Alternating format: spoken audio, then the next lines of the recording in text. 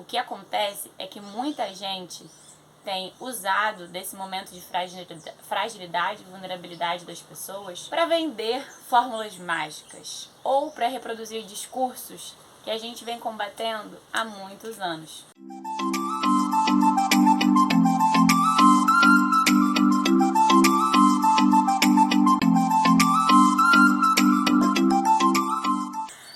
Para quem não me conhece, eu sou a Múcia, sou astrólogo, massoterapeuta, estudo Ayurveda e estudo Yoga tem alguns anos.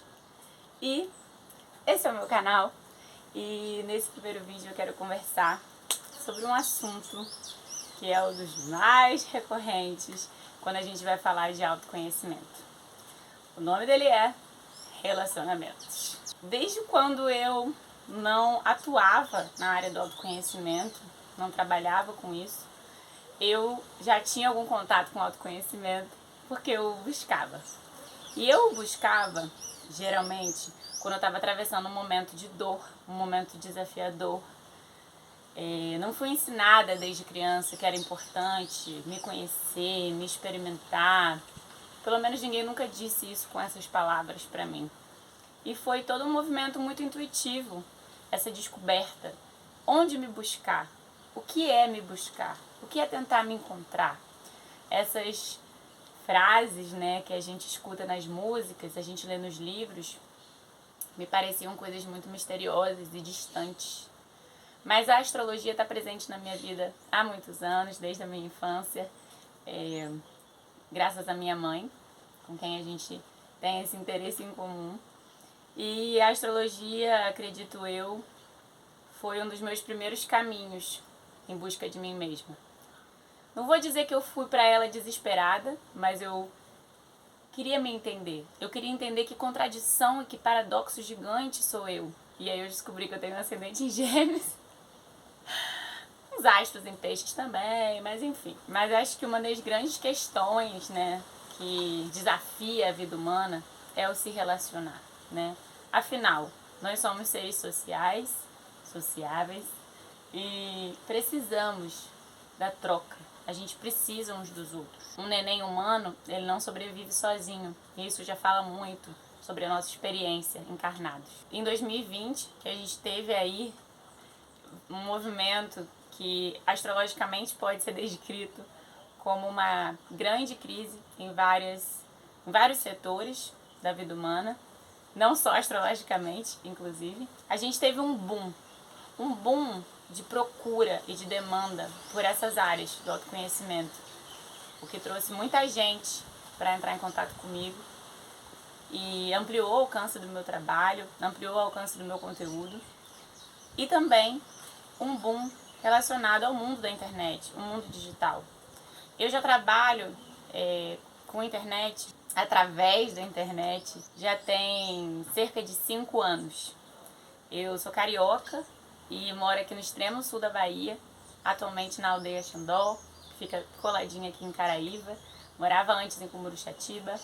E desde que eu vim pra cá foi a internet que me deu sustento, né? Antes na advocacia e depois na vida como astróloga e também, enfim, como criadora de conteúdo, partilhando meus textos. Foi o que me colocou em contato com muitas pessoas e trouxe muito alcance para o meu trabalho.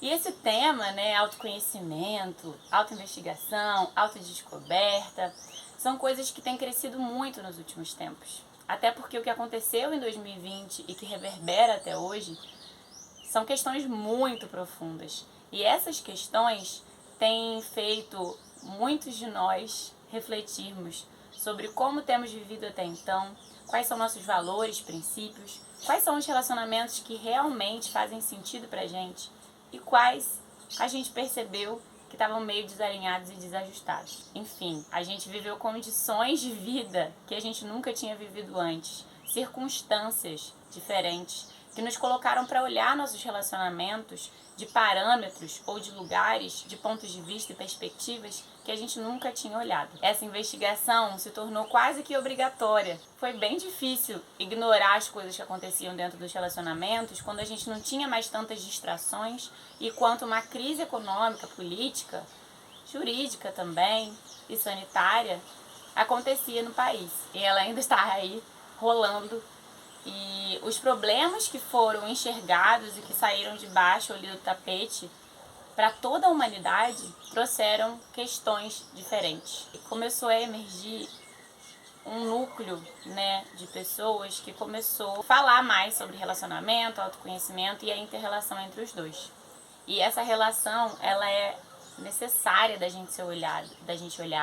Ela é necessária de ser entendida, e o que acontece é que muita gente tem usado desse momento de fragilidade e vulnerabilidade das pessoas para vender fórmulas mágicas ou para reproduzir discursos que a gente vem combatendo há muitos anos. Pessoas que se colocam num lugar como se estivessem falando de coisas muito novas, de visões ultramodernas ou de resgates ancestrais sobre determinados assuntos, usando às vezes, referências de textos antigos, de saberes milenares, para reproduzirem as mesmas ladainhas que a gente escuta há muito tempo.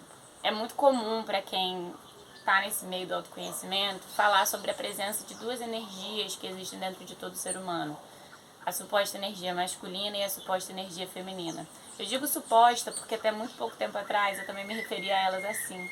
E depois de alguns questionamentos de algumas consulentes, eu comecei a refletir sobre o que estava impregnado por trás desses termos masculino e feminino.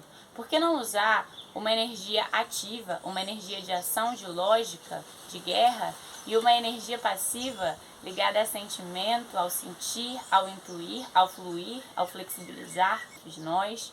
É natural que uma dessas energias prepondere, hora ou outra, né? Geralmente, toda personalidade ela prepondera mais para uma energia, ela tem que aprender a cultivar e nutrir a outra. Mas, quando a gente vai falar de relacionamento, é muito natural que a gente se atraia por aquilo que a gente não consegue enxergar na gente e a gente acha incrível no outro. Vamos dizer, num lugar de pureza, quando a gente fala sobre isso, a gente teria relacionamentos muito saudáveis, né, em que a gente tem um intercâmbio ali, um dando ao outro a força que tem, a potência que tem, fortalecendo a luz do outro, iluminando do outro aquilo que o outro está ali no lugar de sombra.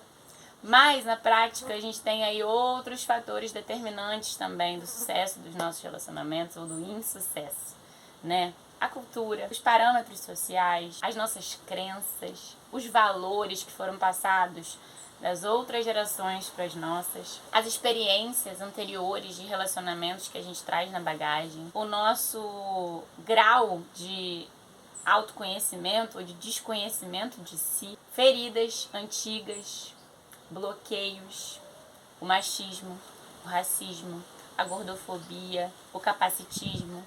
Então a gente tem aí um amplo aspecto de questões para falar de relacionamento.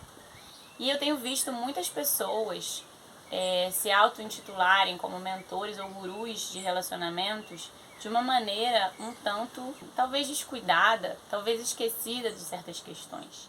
Então eu já vi muita gente, inclusive pessoas cujo trabalho eu admiro, cuja troca às vezes é muito legal, pecar quando o assunto é relacionamento. Primeiro, por oferecer uma cartilha de questões que devem ser analisadas pela pessoa na forma de se comportar para se relacionar. Tudo bem, a gente pode inspirar as pessoas falando das nossas experiências, mas será que existe uma cartilha de comportamentos que todo mundo deveria seguir?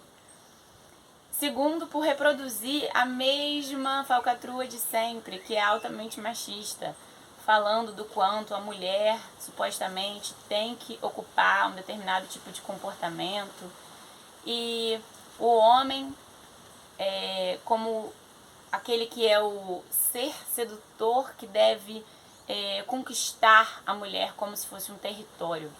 Eu já vi muita gente que se diz, enfim, visionária, moderna, que quer quebrar paradigmas e tabus, reproduzindo diálogos ali, reflexões sobre relacionamentos absolutamente heteronormativos e cheias de passes mágicos, cheias de dicas que esquecem o contexto geral, que esquecem que a maior parte, na verdade, todas nós mulheres não somos incentivadas a termos uma autoestima boa. Somos aí desde sempre induzidas a acreditar que não somos o suficiente, que devemos comprar e mutilar e enfeitar, emperiquetar várias coisas ali relacionadas ao nosso corpo para que a gente tenha algum valor. E sempre a mesma crença passada de geração para geração de que nós só somos valorosas se algum homem nos desejar, se a gente estiver num relacionamento a dois. Acho que são coisas que têm me incomodado ultimamente quando eu vejo o assunto relacionamentos parar no ar. Qual é a minha visão e como eu uso a astrologia para tentar ajudar pessoas que estão com dificuldades em seus relacionamentos. Na astrologia a gente vê muito claramente que o que cada um tem uma parte de nós que a gente desenvolve a partir do encontro. Então é essa parte que a gente vai amadurecer, desenvolver, nutrir através das nossas relações. E eu não estou falando só de relações afetivas sexuais, mas também de amizades, relacionamento com chefes e subordinados, relacionamentos com nossos familiares, relacionamentos com colegas, pessoas que conhecemos no dia a dia, com quem nós dividimos momentos. Em todos esses relacionamentos, a gente consegue enxergar um espelho no outro. E quando o outro prova pra gente que ele não é nosso igual, no sentido de que as atitudes, pensamentos, valores e crenças dele diferem da nossa, é uma grande oportunidade da gente perceber que às vezes o nosso julgamento basicamente revelou não algo sobre o outro, mas algo sobre nós. E outra coisa muito importante que a astrologia ensina a gente a enxergar na personalidade, na vida e na vivência de cada pessoa são os traumas, os bloqueios e as feridas, aonde cada pessoa se sentiu ferida a tal ponto que na vida adulta ela continua reproduzindo o medo, e a sombra daquela ferida. Ela continua acreditando naquilo que lhe foi dito ou na forma que ela foi tratada, como se isso determinasse o valor dela e não aquilo que ela realmente sente dentro de si. Então, a leitura de mapa natal, ela pode ajudar a enxergar aonde no passado a gente se feriu e como a gente tem atualmente na vida adulta, nas nossas relações, replicado esse lugar de dor. E de um lugar muito inconsciente, a gente tentando sair ali vitoriosa. Há também, como a gente perceber no nosso mapa, aspectos ligados a questões que, por conta da gente ter nascido numa determinada família, numa determinada cultura, ter sido criado numa determinada esfera, a gente ter quase que negado em nós. Então a gente percebeu, isso não vai ser aceito, ou a gente pensou assim. Mas de um lugar muito inconsciente profundo a gente faz essa reflexão e a gente cala desejos dentro da gente. Sabe quando você faz algo e depois você fala, gente, parece que não era eu não me reconheci naquilo. Isso pode ser localizado no mapa. E o mapa, a astrologia, ela é esse recurso que ajuda, pelo menos para mim, é um grande recurso ali, infinito, complexo, com o qual eu mergulho para dentro dos meus processos e consigo enxergar mais a fundo o que eu estou trabalhando em mim a cada momento, o que cada situação traz sobre o meu inconsciente, que eu posso aproveitar, que eu posso abrir mais clareza, mais consciência sobre mim e sobre o mundo. Eu acho que tem muita gente machucada por aí e no fundo o que todo ser humano quer é sentir conexão, é sentir que se conectou de vulnerabilidade para vulnerabilidade. Eu posso abrir o meu coração e ainda com todas as sombras e com todas as luzes que moram em mim, há alguém que me ama. Eu vou encontrar suporte e apoio nas pessoas ao meu redor. É isso que todo ser humano quer sentir no fundo, no fundo. Só que por fora a gente coloca milhares de máscaras, milhares de amarras, né? Mas assim, o conselho que eu quero deixar é desconfie de quem te promete fórmulas mágicas. Não existe só uma maneira certa de se relacionar. E esses são discursos que a gente tem que combater. A gente tem que exercitar um pensamento crítico. Se são, 6 bilhões de pessoas nessa humanidade, por que haveria só uma forma? Porque haveriam mecanismos tão óbvios. Eu acho que relacionamento é um assunto que vai ser complexo sempre na experiência humana. Porque é uma das coisas que a gente mais quer, mas também é onde a gente lida com o choque de que apesar de sermos um, somos múltiplos também. Da mesma forma com que a gente vai para o autoconhecimento para tentar lidar com o nosso próprio paradoxo, porque a gente quer isso, quer aquilo, e sofre por isso, sofre por aquilo, mas também não sabe o que fazer. A humanidade também é complexa. Nós todos somos um, mas queremos coisas diferentes. E a cada tempo a gente vai mudando junto. E essas mudanças, elas têm que se reconfigurando de lugar. Relacionamentos são assim. Então desconfie de quem fala que se relacionar é fácil, que a pessoa descobriu a fórmula mágica.